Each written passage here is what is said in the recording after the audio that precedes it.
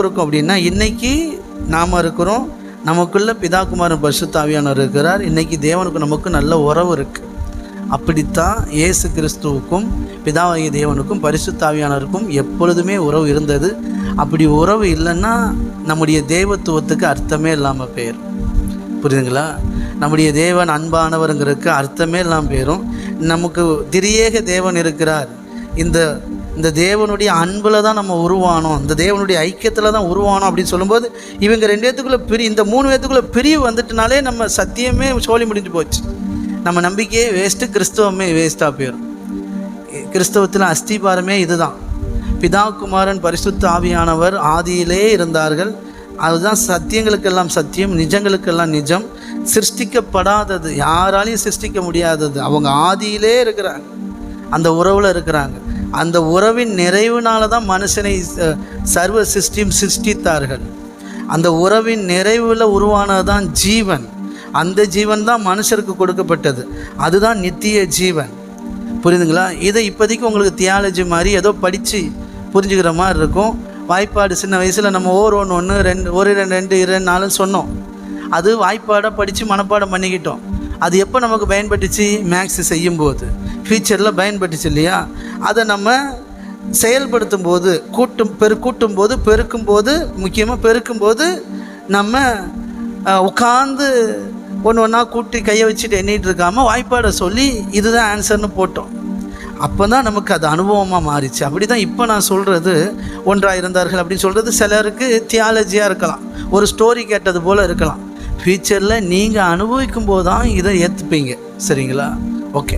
அப்போ பாருங்கள், இந்த உறவு ஒரு நாள் துண்டிக்கப்படவில்லை. இது இயேசு பிறக்கும் போதும் துண்டிக்கப்படவில்லை, இயேசு இறக்கும் போதும் துண்டிக்கப்படவில்லை. துண்டிக்கப்பட்டிருந்தா நம்முடைய தேவன் ஒன்றாக இருக்கிறாருங்கிற அந்த வார்த்தை பொய். அது தப்புன்னா எல்லாமே தப்பு. சரிங்களா? அதனால் இதில் நீங்கள் தெளிவாக இருக்கணும். இதை முதல்ல நம்பணும். ரெண்டாவது, இன்னொரு கடவுள் இருக்கிறாரு. நம்மளுடைய நம்முடைய நம்பிக்கையாக ஒரு கடவுள் இருக்கிறார். நம்முடைய ஒரிஜினல் தேவன் பிதாகுமாரன் பரிசுத்த ஆவியானவர் அன்பாக இருக்கிறார்கள். அந்த அன்பின் நிறைவில் தான் நம்ம உருவானோம். அதனால் எப்போவுமே நம்ம மேலே அன்பாக தான் இருப்பாங்க.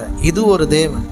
ஆனால் நம்ம நிறைய நேரங்களில் நமக்கு சொல்லித்தந்த, நமக்கு இல்லை, ஆதாமுக்கே தோன்றின ஒரு தேவன் அன்பானவர் அல்ல. தேவன் மன்னிக்கிறவர், ஆனால் இவனுக்கு மன்னிக்கிறவர் அல்ல.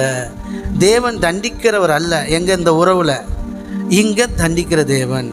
இங்கே பாவம், இந்த உறவுலேருந்து துண்டிக்கப்படுறது தான் பாவம். பாவத்தின் நிமித்தம் மரணம். ஆனால் இங்கே பாவம் கீழ்ப்படியாமை, வார்த்தையை மீறிட்டோம், அதனால் பாவம் செஞ்சிட்டோம். இங்கே பாவத்துக்கு நிவாரணம், பாவத்துக்கான பரிகாரம் என்ன அப்படின்னா அவனை சுகப்படுத்துறது. உறவை விட்டு பிரிஞ்சிட்டான், அறியாமையில் இருக்கிறான், உறவை விட்டு பிரிஞ்சிட்டான். அவனுக்கு அறிவை சொல்லி கொடுத்து மறுபடியும் உறவோடு இணைக்கிறது தான் இங்கே நீதி, இங்கே ரட்சிப்பு. சரிங்களா? சுவிசேஷம். ஆனால் இங்கே அப்படி இல்லை. அவன் பாவம் செஞ்சிட்டான், கீழ்ப்படியாமல் போயிட்டான், அதுக்கு தண்டனை கொடுக்கணும். அந்த தண்டனை தான் மரணம். இங்கே அப்படி இல்லை. இவன் இந்த உறவை விட்டு துண்டாயிட்டான். சரியா? இவன் பாவத்தில் விழுந்துட்டான். இவன் நித்தியமாய் பாவியாக, பிசாசுக்கு அடிமையாக, ஒரு பொல்லாதவனாக, துன்மார்க்கனா இந்த பூமியில் வாழ்கிறத விரும்பாமல் தற்காலிகமாக அவன் மறித்து மறுபடியும் உயிரோடு வரணுங்கிறதான் இங்கே நீதி. சரிங்களா? அதனால தான் இங்கே மரணம் அவனுடைய நல்லதுக்காக கொடுக்கப்பட்டது. இவன் இப்படியே பொல்லாதவனாக இருந்துடக்கூடாது, இவனுக்கு ஒரு எண்டு இருக்கணும். இவன் வேதம் சொல்லலையே ஆதியாமத்தில், நம்மை போல என்றென்றைக்கும் உயிரோடு இராதபடிக்கு. அப்போது இப்படி இருந்துடக்கூடாது, இப்படி அவன் என்றென்றைக்கும் உயிரோடு இருக்கக்கூடாது. இவன் மனம் திரும்பி என்றென்றைக்கும் நம்மோடு உயிரோடு இருக்கும்படி செய்யணும். அப்படிங்கிற அன்பில் தான் மரணம் தற்காலிகமான தீர்வாக இருந்துச்சு.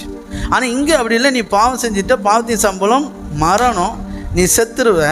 அதே நேரத்தில் நீ கீழ்ப்படியாகவும் போனனால, பாவம் செஞ்சனால உனக்கு நரகம். கீழ்ப்படிஞ்சவன் பரலோகம் நரகம். இந்த அடிப்படையில் இருக்கும். இந்த தேவனுக்கு தேவை.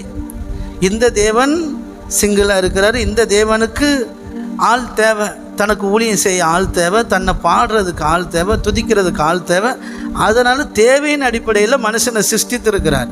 அப்படி இருக்கும்போது இந்த தேவனை இவன் திருப்திப்படுத்திக்கிட்டே இருக்கணும், இவன் பாடிக்கிட்டே இருக்கணும், பலி செலுத்திக்கிட்டே இருக்கணும், ஜெபம் பண்ணிக்கிட்டே இருக்கணும், உபவாசம் போட்டுக்கிட்டே இருக்கணும், தன்னை வருத்திக்கிட்டே இருக்கணும், எதையாவது ஒன்று பண்ணி இந்த தேவனை சந்தோஷப்படுத்திக்கிட்டே இருக்கணும்.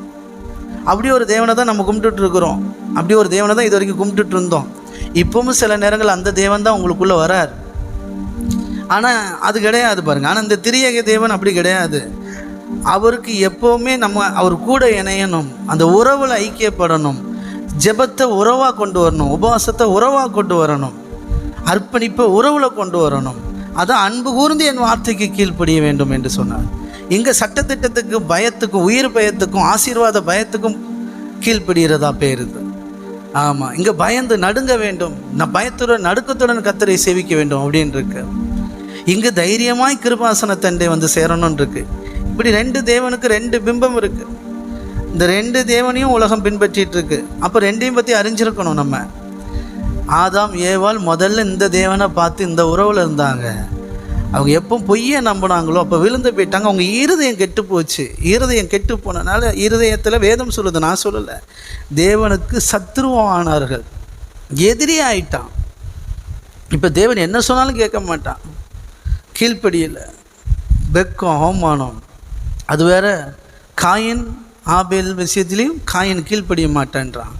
தேவனே வந்து சொல்கிறார் கீழ்ப்படிய மாட்டேன்றான். புரியுதுங்களா?